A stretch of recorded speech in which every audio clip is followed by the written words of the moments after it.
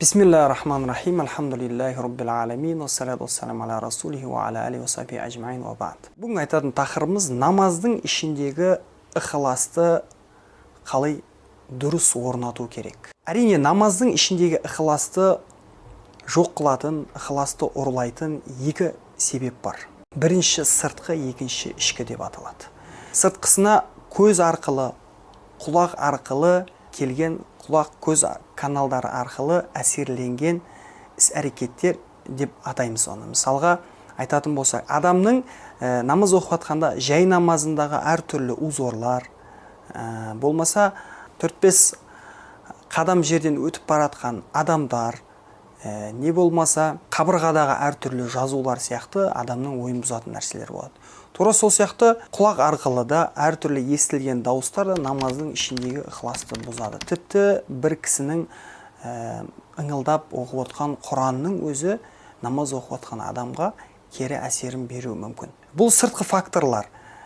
Бұл сыртқы факторларды да пайғамбарымыз саллаллаху алейхи вассаламның өмір баянынан көруге болады. Абу Жахм деген сахаба Алла елшісіне Йеменнен алып келген шапан сыйлыққа береді. Әлгі шапанда хадисте жеткендей бір намери деген, яғни бір намер дейді, жолбарыс дейді. Жолбарыстың үстіндегі болған ой өрнектері сияқты, сызықтары сияқты бір сызығы болса керек шапанда.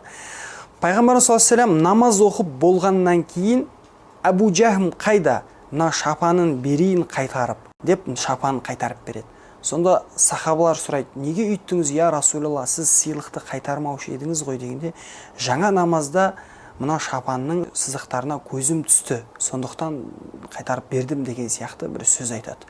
Бұдан түсінетініміз, Алла елшісі әрине намазда ой бұзылды деген бір ой түю, бұл қате болады. Бұл бір ta'limi хадистер, яғни үмметті үйрету мақсатында айтылған хадистер. Сондықтан, яғни сіздің көзіңізге түскен әрбір нәрсе намазды ойыңызды бұзып ататын болса, бұдан аулақ тұру керек. Қарапайым бір жай намазды намаз оқу, ешқандай дауыс жоқ жерде бір намаз оқу керек бізге. Екінші бір ішкі факторына келетін болсақ, бұл намазда адамның ойын бұзатын нәрсе, ол адамның тікелей өзінің ойына байланысты. Өзінің ойы бұған әсер ететін.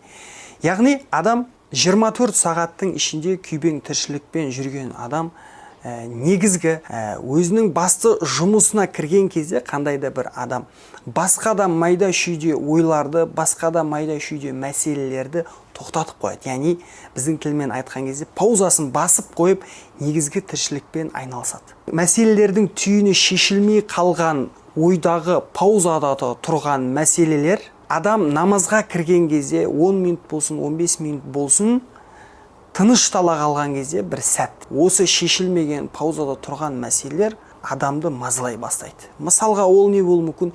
Біреуге хабарласу керек болған, ұмытылып кеткен бір звонок маңызды, еске түсуі мүмкін.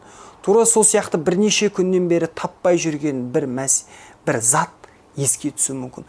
Тағысын тағы сондай нәрселер намазда еске түседі. Тіпті намаздан басқа нәрсенің барлығын ойлау осы нәрселерге кеп тіреледі. Бұның емі адамның тафаккуры деп айтады. Имам Ғазали өзінің ихиясында. Болмаса өзін есепке алуы. Бұл кем дегенде айына бір рет. Не болмаса 2 аптада бір. Не болмаса аптада бір. Күніне бір сәтті адам өзіне бөліп, сол уақытта ойлану керек. Өзіне өзі есеп тапсыру керек. Бұл бір кәсіпте болғаны сияқты кәсібім қай жаққа қарай кетіп бара жатыр. Қаншама зат сатылды, қаншама зат әлі бар деген сияқты өзіне өзі есеп тапсыру сияқты ақыреттік істерінде көз алдына алып келіп, тақуалық деңгейім қай жерде, жылына неше сүре жаттап жатыр. Құранда 114 сүре бар, 14-ін біледі екен. 100-ін кім жаттайды деген сияқты мәселелерді ой жүгіртсе, тура сол сияқты отбасымның деңгейі қандай, балам тәрбиесі қалай болып жатыр деген сияқты ойлардың бәрін бір жерге жинап, әрқайсысын жеке-жеке түйінін шешіп отқан болса, адамның намазда мазалайтын ойлары қалмайды. Бұны Алла елшісі өзінің өмірінде де көрсеткен. Бір күні Алла елшісі парыз намазына кейін екі жаққа сәлем бергеннен кейін дереу тұрып үйіне кіріп шығады да намаздан кейінгі дұғасын жалғастырады.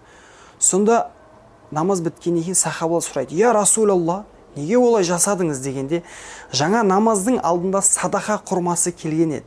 Хасан мен Хусейн оларды жеп қоймасын деп Айшаға ескертіп келдім дейді. Сөйтіп дұғасын жалғастырған екен.